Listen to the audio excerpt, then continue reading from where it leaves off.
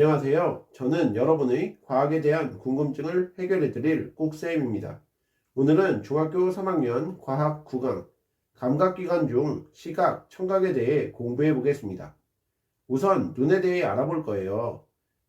시각은 눈에서 빛을 자극으로 받아들여 사물의 모양, 색깔, 거리 등을 느끼는 감각을 말하는데, 눈의 구조는 그림에서 보시는 것과 같고 각각이 어디에 위치해 있고 무슨 역할을 하는지 잘 알아두셔야 합니다.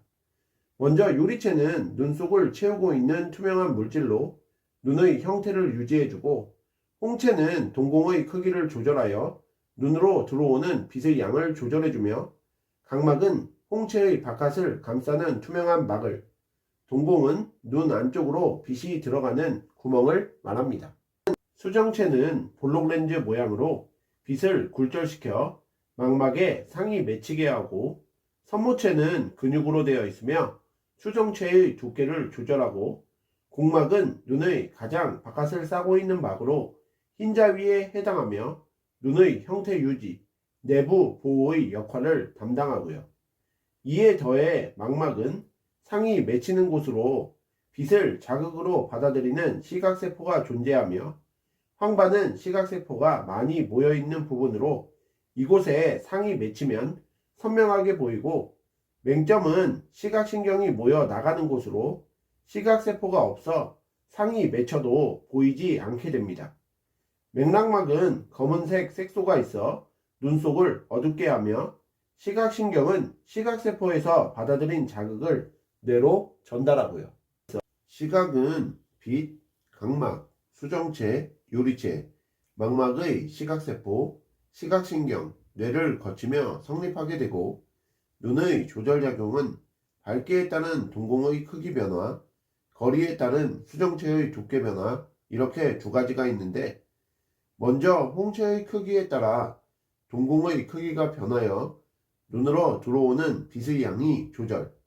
밝을 때는 홍채가 확장, 동공이 축소되며 눈으로 들어오는 빛의 양이 감소하고, 어두울 때는 홍채가 수축, 동공이 확대되며 눈으로 들어오는 빛의 양이 증가하게 되고요. 선모체에 의해 수정체의 두께가 변하여 가까운 곳을 볼 때는 선모체가 수정체 쪽으로 수축, 수정체가 두꺼워지고, 먼 곳을 볼 때는 선모체가 수정체에서 먼 곳으로 이완, 수정체가 얇아지며 망막에 또렷한 상이 맺히게 됩니다. 눈과 사진기를 비교하는 것도 시험에 가끔 출제되기 때문에 잘 알아두셔야 하는데, 사진기의 빛을 굴절하는 렌즈는 눈의 수정체, 사진기의 빛의 양을 조절하는 조리개는 눈의 홍채, 사진기의 암실 역할을 하는 어둠 상자는 눈의 맥락막에, 사진기의 상이 맺히는 부분인 필름은 눈의 망막에, 사진기의 빛의 투과 조절을 하는 셔터는 눈의 눈꺼풀에 해당합니다. 눈의 이상 증상에는 먼 곳의 물체가 잘 보이지 않는 근시와 가까운 곳의 물체가 잘 보이지 않는 원시, 각막이나 수정체의 표면이 고르지 않아 상이 겹쳐 보이거나 흐려 보이는 난시와, 나이가 들어 수정체의 탄력이 떨어져 가까운 곳에 물체가 잘 보이지 않는 노안 등이 있는데, 근시는 수정체가 두껍거나 수정체와 망막 사이의 거리가 정상보다 길어져 먼 곳에 있는 물체를 볼 때 상이 망막 앞에 맺혀 일어나고 오목렌즈로 교정할 수 있으며, 원시는 수정체가 얇거나 수정체와 망막 사이의 거리가 정상보다 짧아져 가까운 곳에 있는 물체를 볼 때 상이 망막 뒤에 맺혀 일어나며 볼록렌즈로 교정할 수 있습니다. 다음으로 귀의 구조와 기능에 대해 살펴볼 건데요. 청각은 귀에서 공기의 진동을 자극으로 받아들여 소리를 듣는 감각을 의미하는데, 귀의 구조는 다음과 같고 각각이 무슨 기능을 하는지 잘 파악하셔야 해요. 먼저 귓바퀴는 소리를 모아 웨이도로 전달, 웨이도는 소리의 이동 통로이고, 고막은 소리에 의해 진동하는 얇은 막이며, 귓속뼈는 고막의 진동을 증폭시킵니다. 방고리관은 방고리 모양을 한 세 개의 관이 서로 직각을 이루고 있어 어느 방향으로 회전해도 이를 감지할 수 있고, 달팽이관은 소리 자극을 받아들이는 청각세포가 분포, 전정기관은 몸의 기울어짐을 감지, 귀인두관은 고막 안쪽과 목구멍을 연결하여 고막 안쪽과 바깥쪽의 압력을 같게 조절하는 기능을 하며, 청각신경은 청각세포에서 받아들인 자극을 대뇌로 전달합니다. 청각은 소리, 웨이도, 고막, 귓속뼈, 달팽이관의 청각세포, 청각신경, 대뇌를 거쳐 성립하고요. 평형 감각은 눈으로 보지 않고도 몸이 회전하거나 기울어지는 것을 느낄 수 있는 감각을 말하는데, 방고리관과 전정기관에서 받아들인 자극이 평형 감각신경을 통해 뇌로 전달되면 몸의 회전과 기울기 등을 감지하여 몸의 균형을 유지할 수 있죠. 평형 감각 중 회전 감각은 반고리관, 기울기는 전정기관에서 감지하는데, 반고리관의 작용은 회전하는 놀이기구를 탔을 때 몸이 회전하는 것, 눈을 감고 있어도 몸이 회전하는 방향을 느낄 수 있는 점에서, 전정기관의 작용은 돌부리에 걸려 넘어질 때 몸이 기울어지는 것을 느끼는 것, 승강기를 탔을 때 몸이 움직이는 것을 느끼는 것에서 잘 알 수 있습니다.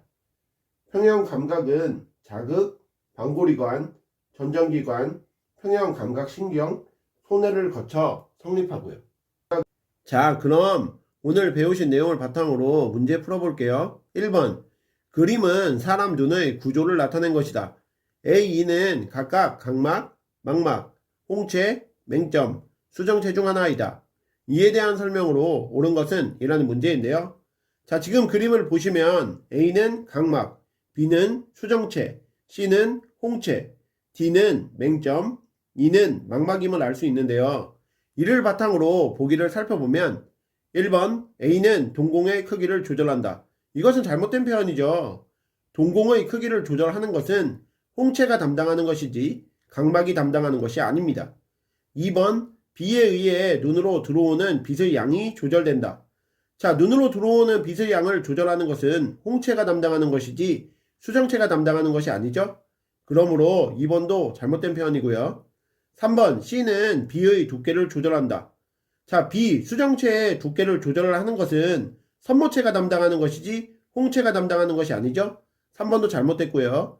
4번 D에는 시각세포가 분포하지 않아 상이 맺혀도 보이지 않는다. 이것이 정답입니다.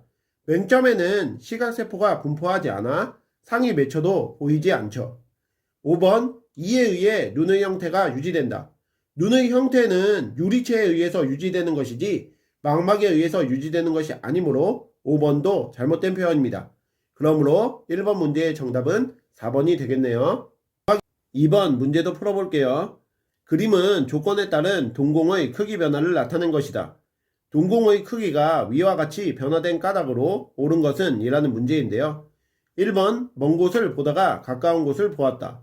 2번 흔들리는 자동차 속에서 책을 보았다. 3번 밝은 곳에 있다가 어두운 지하실로 내려갔다. 4번 책상에서 책을 읽다가 창밖의 먼 산을 보았다. 5번 밤하늘의 별을 보다가 밝은 전등 아래에서 책을 보았다. 주변이 밝을 때는 홍채의 면적이 늘어나면서 동공이 작아져 눈으로 들어오는 빛의 양을 줄이고, 주변이 어두울 때는 홍채의 면적이 줄어들면서 동공이 커져 눈으로 들어오는 빛의 양이 늘어납니다. 자, 지금 그림을 보시면 동공의 크기가 커졌으니까 눈으로 들어오는 빛의 양이 늘어난 거죠. 그러므로 2번 문제의 정답은 3번이 되겠습니다. 3번 문제도 풀어볼게요. 수정체의 두께가 얇아지는 작용이 일어나는 경우로 옳은 것은 이라는 문제인데요. 1번 먼 곳을 보다가 가까운 곳을 보았다. 2번 공이 날아와 순간적으로 눈을 감았다. 3번 눈에 티끌이 들어가서 눈물이 나왔다.